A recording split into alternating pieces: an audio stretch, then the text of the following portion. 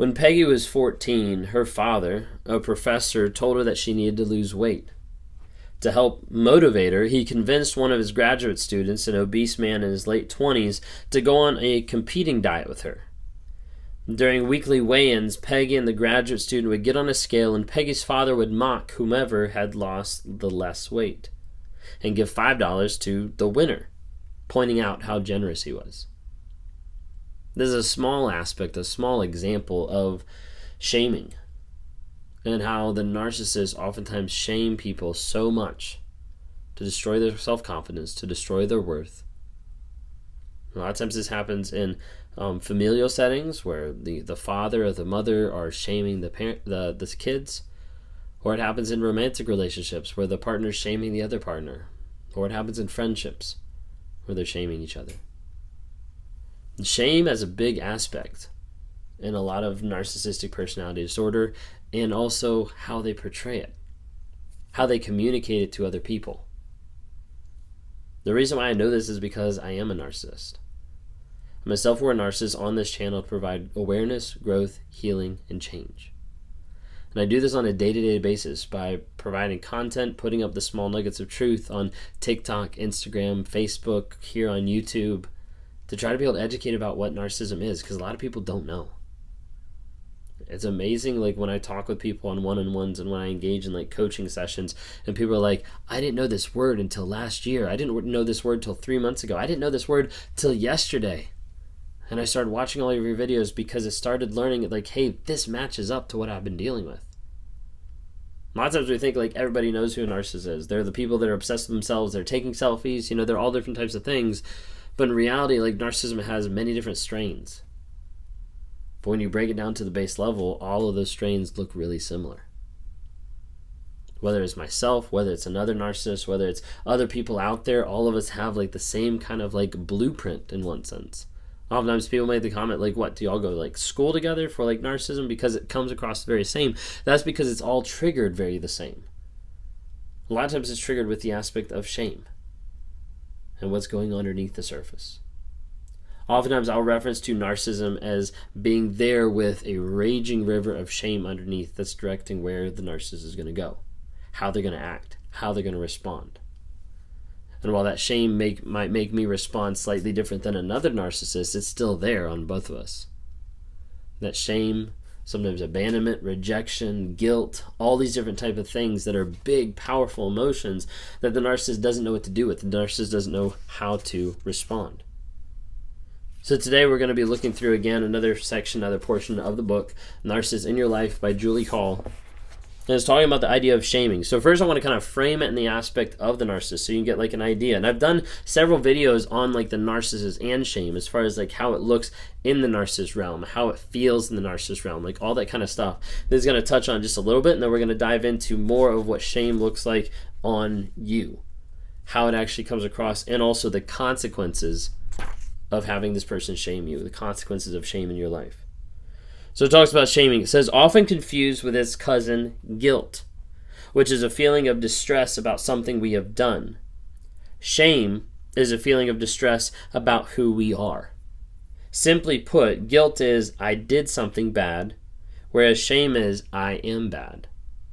Narcissists rarely feel guilt, at least consciously, because they lack the emotional empathy and sense of responsibility for their behavior that triggers guilt. But as we've discussed before, they are tormented by shame.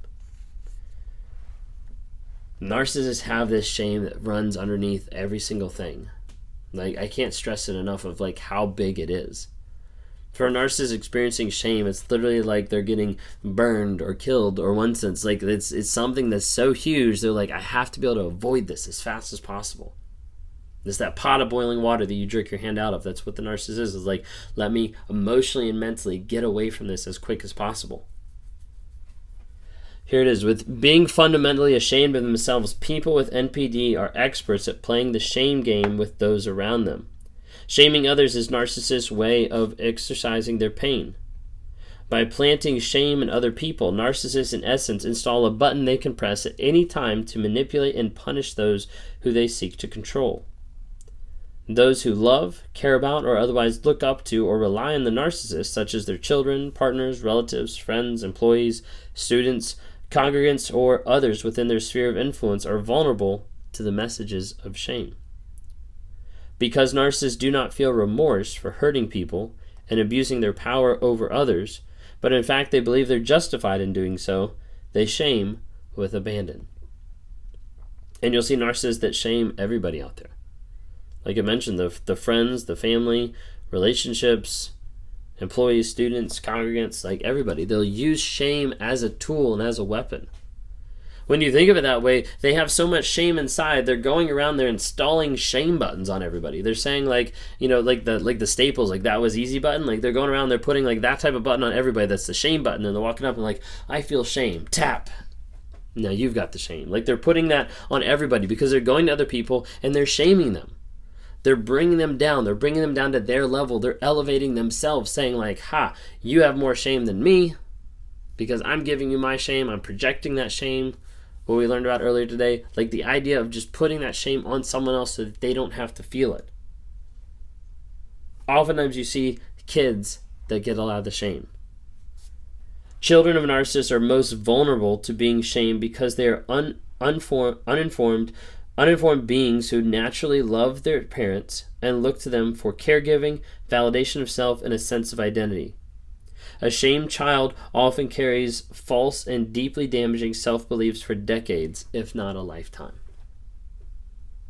A lot of times in narcissistic relationships, the kids that come out of narcissistic relationships have lots of things they have to work on. Therapy they have to be in for a long period of time. Self-doubt, self-loathing, all these different things that's going through their minds because of the fact that they have been shamed. One of the worst things you can do for your kids is to shame them. Privately, publicly, openly, doesn't matter. If you're purposely mocking them, if you're purposely shaming them, you're going to damage them. You're going to hurt them.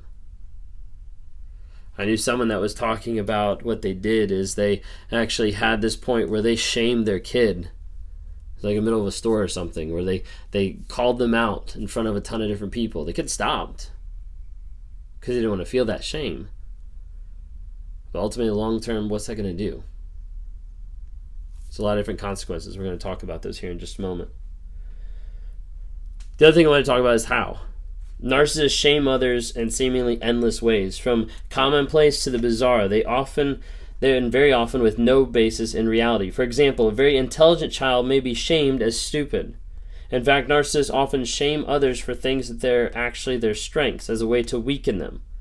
And they often shame others as projections of things they themselves feel ashamed about, consciously or unconsciously, or about vulnerabilities they perceive in others. Narcissists are very key at doing this, of shaming you for your biggest strength, of shaming you for your vulnerabilities. They'll pick those things out and they'll say, hey, let me shame that because it's the most powerful place for me to put that button so that I can control that person. Possible sources of shame, there's a ton. But here are some of the common things that narcissists shame others about being: angry, selfish, ugly, stupid, fat, emotional, clumsy, naive, lazy, self-indulgent, picky, promiscuous, unhelpful, unpopular, non-athletic, disloyal, weak, incompetent, mean, careless, uncooperative, unreasonable, stubborn, sensitive, ungrateful, and the list goes on. You might not have caught those because I read them off pretty fast, but go back and listen to that and put down in the comments how many. How many did you catch out of those of wow, my narcissist did this, my toxic person did this? Because other people need to see and understand hey, it's not just them. It's not just you. So what are the consequences? I want to read off a couple here before we wrap up. The consequences of shame. Shame is a powerfully destabilizing emotion that can be emotionally crippling for anyone. Intense shame can lead to a couple different things. 1, pervasive anxiety and panic attacks. I've seen those firsthand in relationship with my wife. Of sometimes the panic attacks that she would have from the arguments that we would have. Self-hatred, or the person is hating themselves because of what the narcissist has put on them. Withdrawal and secrecy. hiding emotions, hiding feelings because it's not safe, because the other person, the narcissist, is going to shame that person. Fear of intimacy and exposure, not being able to open up because they'll get shamed if they do so. Having addictions, self-harm, internalized or externalized anger, getting so frustrated and so pissed off at someone attacking the thing that you do well at, someone devaluing or degrading the one thing that you're the most vulnerable in. Number 8, dislocation from one's feelings or authentic self. It's easier for me to disconnect from who I am, from the reality of the situation, than it is to deal with what's actually going on. Number 9, perfectionism. Striving to meet a certain mark that you're never going to meet because that narcissist is always shaming you down. Number 10, self-sabotage and underachievement. Narcissists ingrain shame in such a way that you end up doing the work of distrusting and hating yourself for them. Did you catch that? Narcissists ingrain shame in such a way that you end up doing the work of distrusting and hating yourself for them.